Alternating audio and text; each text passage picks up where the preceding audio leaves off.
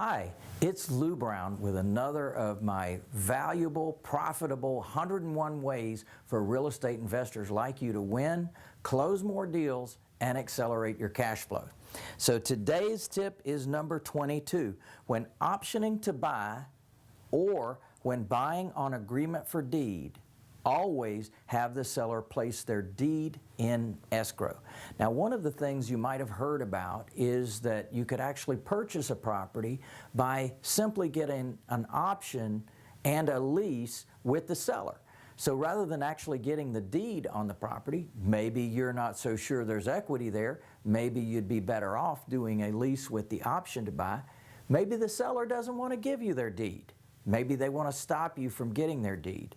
Maybe they're concerned that you won't make the payments. Maybe they're concerned they would have to foreclose to get their property back. I've got solutions for that, and I love it.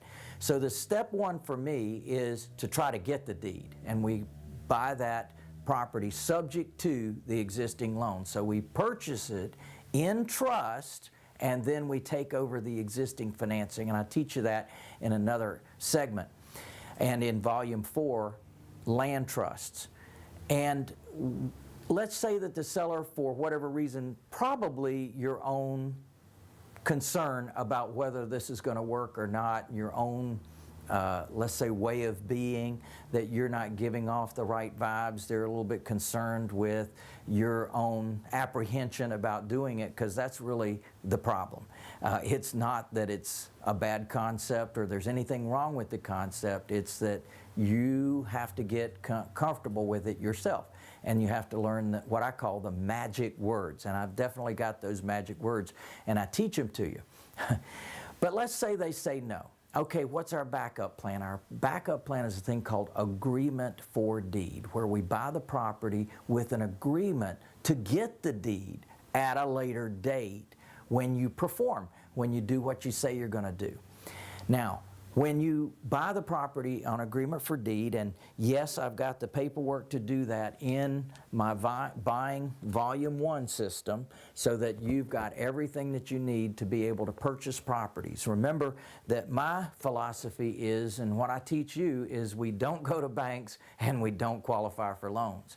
So there's many different ways that we can have the seller be the bank. So again, if they're not going to sell you the property subject to the existing loan, then our backup plan is we're going to get something called an agreement for deed.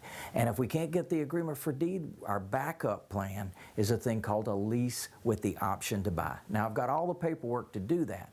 And the key is that when we purchase a property that way, we want the seller to place their deed in escrow. And the reason is something might happen to the seller. They might die, they might get divorced, they might leave town, they might not be findable, and all of a sudden we're ready today to get our deed, but we can't find the seller anywhere, or the seller's dead. So what do? If we've already got the deed in escrow with escrow instructions, then it prevents the seller from controlling that deed any longer, because as long as we fulfill on those instructions, as long as we do what we said we're going to do, then we can get our deed without the seller having to be present. Isn't that a wonderful solution?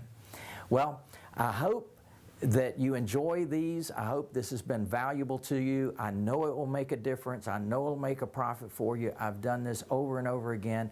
I can teach you the magic words, and I'd love to share with you more of my profitable tips. How can you get more? Well, simply, wherever you're seeing this, please like it, please love it, please share it with others, please comment on it, please subscribe, and thank you for watching, and I hope to see you soon. Yeah, baby.